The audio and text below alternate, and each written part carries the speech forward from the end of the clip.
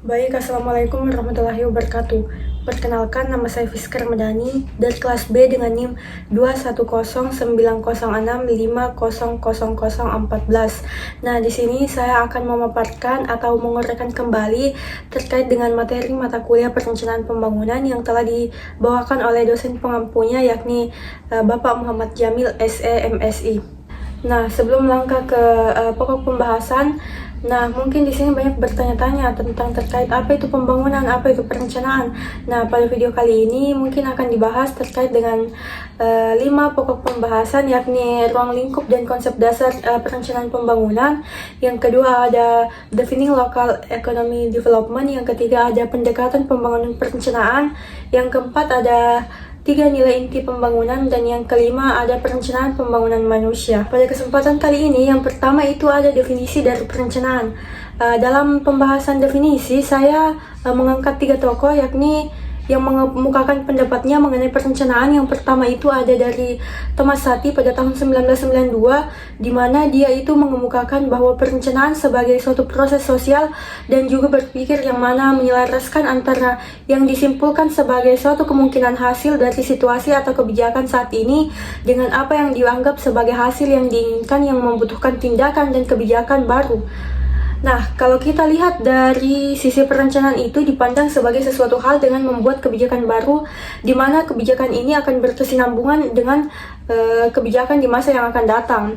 Nah, selanjutnya itu ada Converse the Hill pada tahun 1994, di mana mereka itu melihat perencanaan sebagai proses yang berkesinambungan. Di dalamnya itu ada keputusan-keputusan yang juga akan menjadi pilihan sebagai suatu alternatif bagaimana mengelola sumber daya yang ada ini untuk mencapai tujuan tertentu pada masa yang akan datang. Nah, kemudian pendapat selanjutnya yang disampaikan oleh Friedman tahun 1987, di mana menurut Friedman perencanaan itu sebagai sesuatu aplikasi pengetahuan ke dalam tindakan untuk mewujudkan visi bersama. Kalau tadi Converse the Hill itu melihat perencanaan sebagai sesuatu yang akan datang atau bagaimana kita mengelola pilihan ini sehingga kita dapat mencapai tujuan pada masa yang akan datang. Berbeda lagi dengan yang dilihat pada ahli kali ini, yang mengatakan bahwa perencanaan itu sebagai aplikasi pengetahuan untuk mewujudkan visi bersama. Nah, selanjutnya ada kata kunci perencanaan. Itu terdapat ada setidaknya 6 kata kunci, di mana keempat dari kata kunci ini justru merupakan batasan dari perencanaan itu sendiri. Nah, ini menarik untuk kita kaji atau kita bahas bersama. Yang pertama itu kata kunci memilih, di mana dalam kehidupan sehari-hari kita itu tentu akan dihadapkan pada keputusan-keputusan yang mungkin saja atau memiliki korelasi yang akan mempengaruhi tujuan kita di masa yang akan datang, sehingga kita memerlukan yang namanya suatu pilihan. Kita harus tegas dalam membuat suatu keputusan yang mana keputusan ini akan menentukan tujuan kita ke depannya, sehingga dalam perencanaan dikatakan pilihan ini menentukan tujuannya ke depannya, sehingga dikatakan sebagai kata kunci pertama. Yang kedua itu ada alat pengalokasian sumber daya. Nah, kata perencanaan yang kedua ini kepada bagaimana kita mengalokasikan atau alat apa sih yang bisa mengalokasikan sumber daya. Salah satunya adalah sumber daya manusia. Nah, alatnya ini bisa dialokasikan pada misalnya pendidikan. Untuk mencapai suatu tujuan, kita dapat melakukan investasi modal manusia pada pendidikannya, sehingga ketika pada masa yang akan datang, diharapkan ketika dengan melihat rata-rata lama pendidikannya, otomatis diharapkan bahwa penghasilannya itu akan semakin tinggi, atau dengan kata lain lama sekolahnya ini menentukan penghasilannya di masa yang akan datang. Sesuai dengan lama dia menempuh pendidikan, menentukan seberapa besar penghasilannya di masa yang akan datang. Yang ketiga itu ada alat mencapai tujuan atau alat mencapai tujuan. Hal ini bisa dikatakan sebagai alat yang digunakan untuk mencapai tujuan tersebut, seperti misalnya uang atau bakat yang dimiliki untuk mencapai tujuan yang diinginkan di masa yang akan datang. Kemudian yang keempat itu ada masa depan. Kata kunci keempat dari perencanaan ini sebenarnya adalah kata kunci yang menurut saya juga adalah kata kunci yang krusial, karena perencanaan ini kalau dilihat itu adalah satu antisipasi atau bagaimana kita merencanakan satu opsi ini untuk masa yang akan datang, sementara masa depan itu tidak ada yang tahu. Inilah kenapa perencanaan itu sangat penting, karena untuk melihat atau istilahnya katakanlah kita merencanakan masa depan mulai dari sekarang, begitu. Kemudian yang kelima itu ada aksi dan kebijakan baru.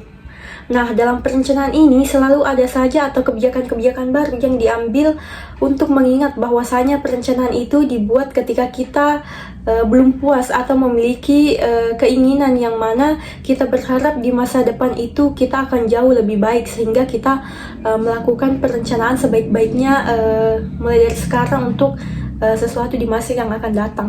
Kemudian ketika kita melakukan perencanaan, penting untuk memiliki aksi dan juga kebijakan yang baru, sehingga perencanaan itu tidak hanya berdasarkan kepada suatu keinginan tetapi juga dapat diwujudkan. Dan yang terakhir itu ada visi.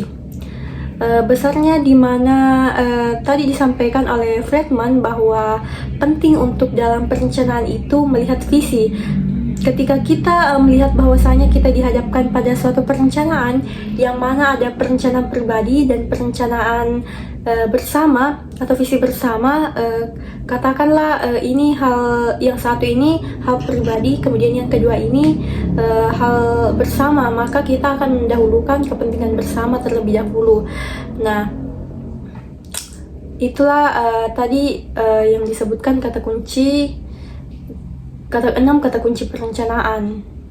Nah, selanjutnya itu ada konsep pembangunan. Pada slide ini ada beberapa poin penting, setidaknya itu ada 6 poin. Yang pertama itu pembangunan yang menekankan kepada mencapai hal-hal baru secara bertahap. Jadi ada hal-hal yang kita capai ketika kita melakukan pembangunan.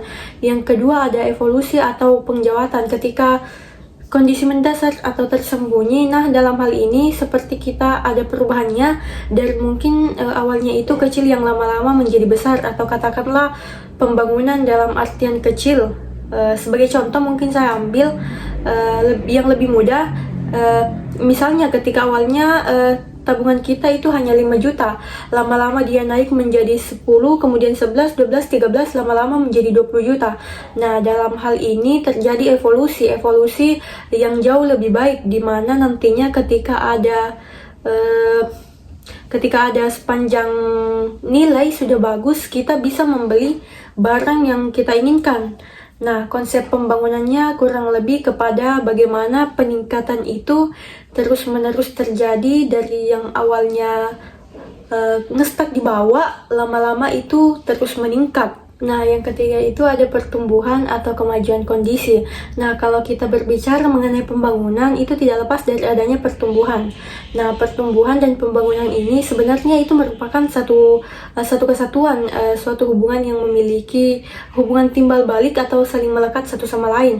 Dimana ketika terjadi pembangunan, tentu terjadi juga pertumbuhan. Di situ pertumbuhannya tidak hanya pada satu sektor, tetapi mencakup pembangunan yang luas. Otomatis semua sektor itu akan terkena atau menerima dampaknya. Selanjutnya itu ada pembangunan atau kemajuan bertahap. Dari awal, seperti tadi contoh tabungan yang saya berikan, itu ada 5 juta yang akhirnya menjadi 10 juta. Itu ada kemajuan yang bertahap. Dari awal dia tidak otomatis langsung melompat kepada 10 juta. Tabungannya itu dari 5 juta tidak langsung melompat ke 10 juta yang paling tinggi, tetapi dia melalui tahapan-tahapan tertentu, atau biasa kita sebut dengan progres untuk dari 5 juta mencapai 10 juta. Nah, yang kelima itu ada kondisi serba baru atau maju.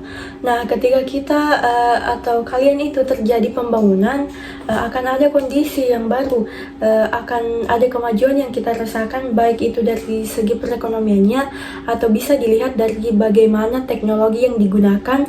Dan yang terakhir itu ada kemajuan atau sistem yang lebih baik. Nah, sistem yang lebih baik misalnya itu teknologinya, yang dulunya itu hanya berbasis pada perekonomian tradisional atau berbasis kepada perekonomian pertanian, bisa meningkat menjadi perekonomian yang berbasis industri. Lalu pada tahapan yang paling tinggi atau tersier itu ada perekonomian barang dan jasa. Nah, selanjutnya ini ada pembangunan ekonomi, yang dimana pembangunan ekonomi di sini adalah suatu proses terhadap peningkatan pendapatan dalam jangka panjang. Di sini dilihat bahwa pembangunan ekonomi ini adalah bukan hal yang terjadi hanya dalam kurung atau tempo waktu yang singkat, tetapi terjadi pada jangka waktu yang panjang, tidak hanya pada tahap 1 sampai 3 tahun saja, tetapi itu adalah berkelanjutan atau jangka panjang. Nah, untuk mengukur pertumbuhan ekonomi ini, kita dapat melihat GDP per kapita di mana terjadi pertumbuhan. Kita juga bisa melihat adanya kemiskinan dan kesenjangan dalam distribusi pendapatan. Selanjutnya ada makna atau konsep dari pembangunan. Tadi kita lihat bahwasanya ada 6 konsep dari pembangunan. Kesempatan kali ini kita melihat konsep pembangunan sebagai sesuatu yang kompleks atau multidimensional, atau katakanlah suatu proses yang memerlukan waktu tertentu. Saat itu dikatakan bahwa memerlukan jangka waktu yang panjang. Dalam hal ini konsep pembangunan itu tidak hanya terjadi pada satu sektor, tapi seperti yang sudah disampaikan tadi, itu terjadi secara menyeluruh, di mana ada konsep dan beberapa konteks disiplin ilmu. Yang pertama itu ada ilmu ekonomi, kemudian ada sosial, politik, lingkungan, dan yang terakhir itu ada budaya.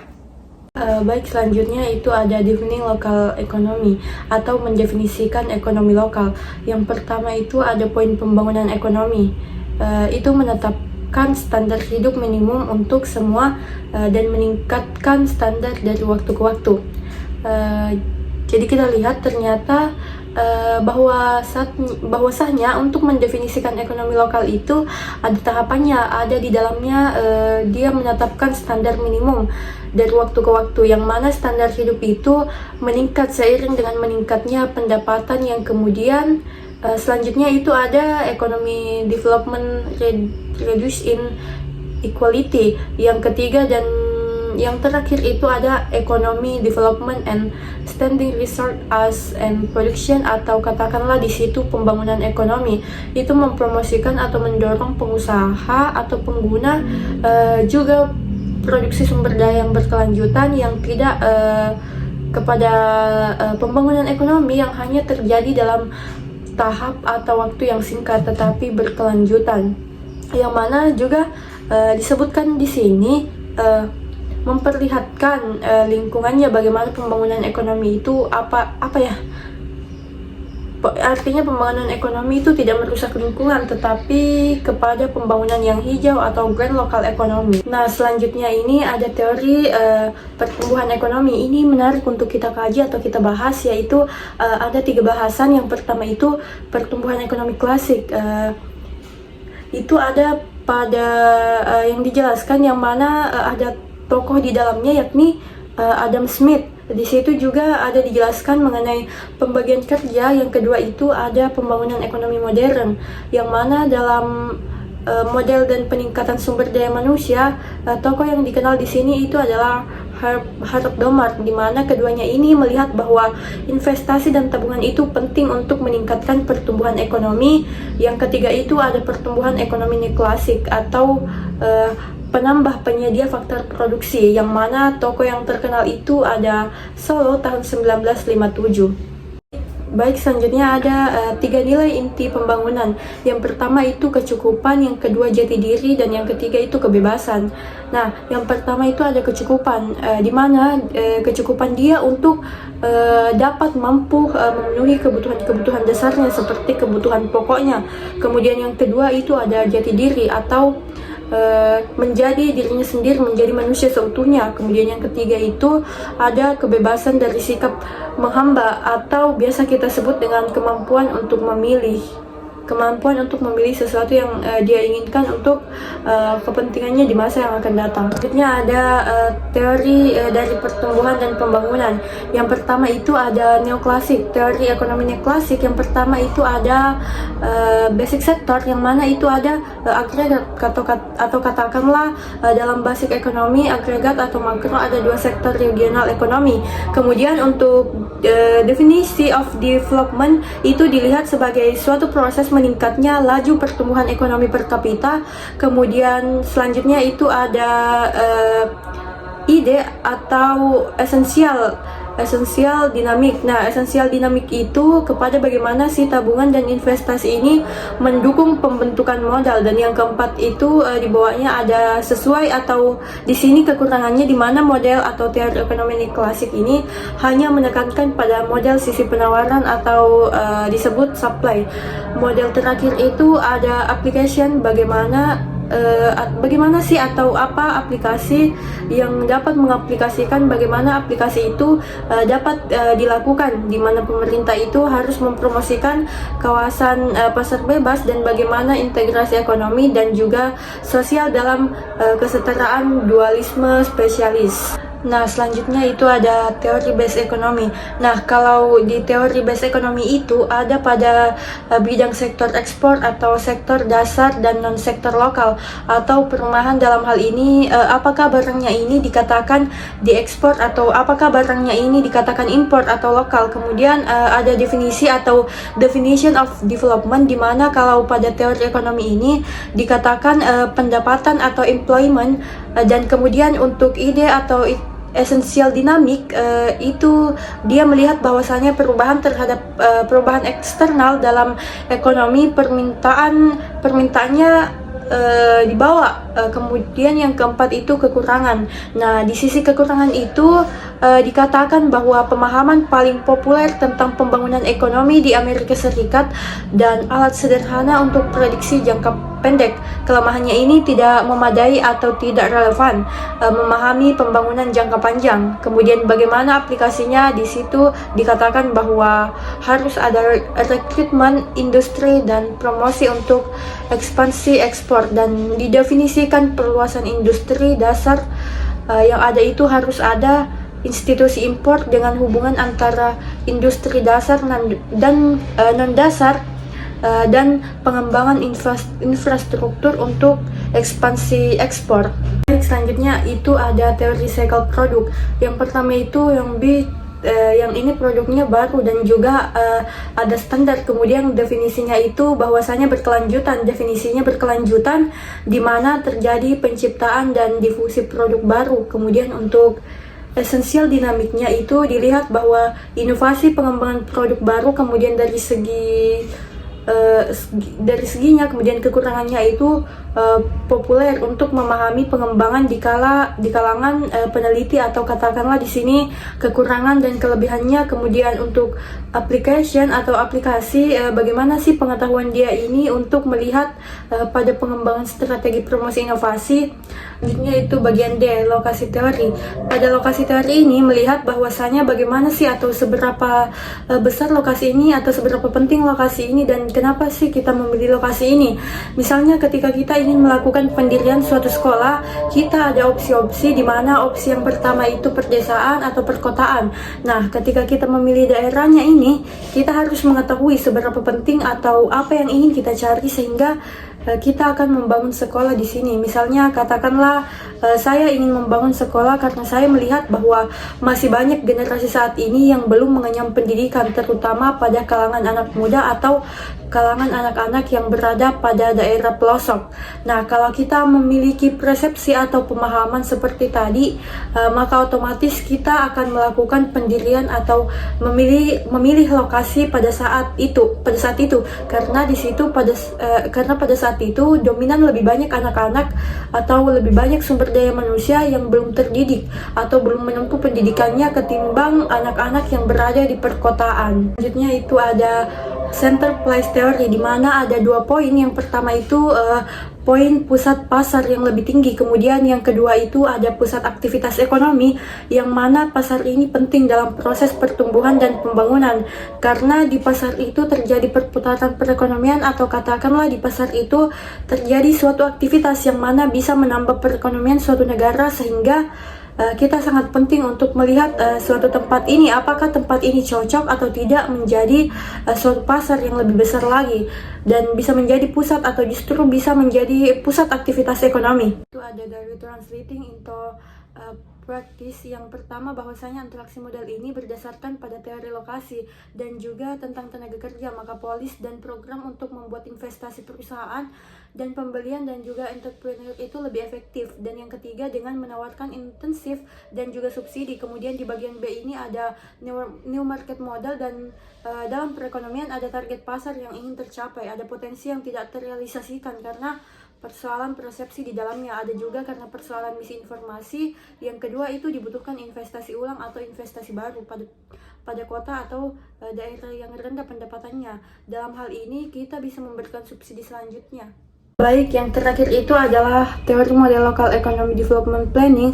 Yang pertama itu teori untuk mendapatkan hasil pertumbuhan. Kemudian yang kedua itu ada new idea atau ide baru, gagasan baru. Selanjutnya, sebelum memasuki slide terakhir itu kita bahas mengenai pendekatan pembangunan perencanaan. Nah, sebelum kita melakukan perencanaan pembangunan secara lebih jauh, yang pertama kita harus lakukan adalah bagaimana kita membangun sisi dari manusianya atau sisi dari sumber daya yang kita miliki. Bagaimana cara melakukan itu agar dapat merubah mindset yang awalnya mindsetnya itu terbelakang, kita ubah menjadi mindset yang mau berubah atau berinovasi atau mau bekerja keras untuk meningkatkan apa yang dia miliki.